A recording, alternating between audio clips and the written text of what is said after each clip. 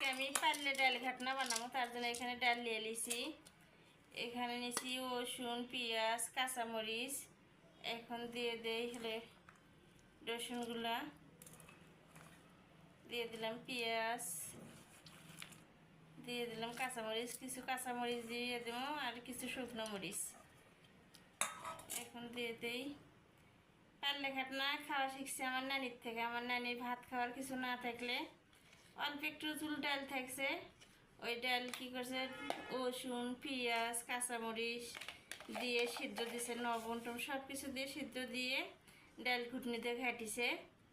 ওই ডাল ভর্তা সেই মজা লাগছে, সবাই খাইছি আমরা। কিন্তু এখন আমিও ওইরকম নানির নাল করে ডাল ঘাটনা করি, কিন্তু নানির মতন হবে না হয়তো। আগেকার মানুষের রান্নার আলাদা ছিল।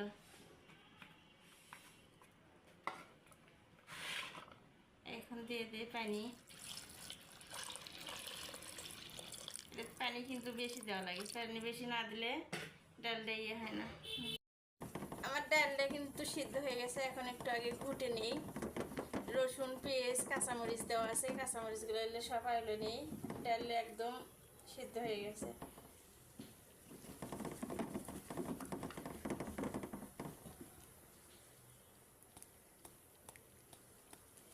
এর ভিতরে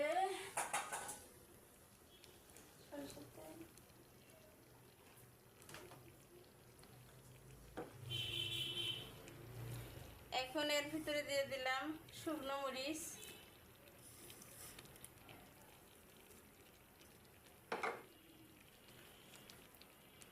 তার ভিতরে দিয়ে দিলাম সরিষার তেল,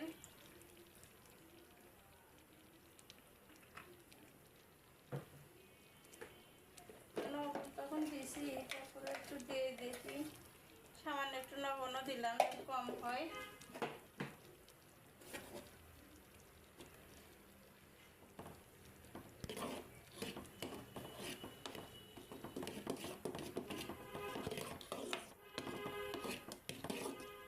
ঝালটা হবে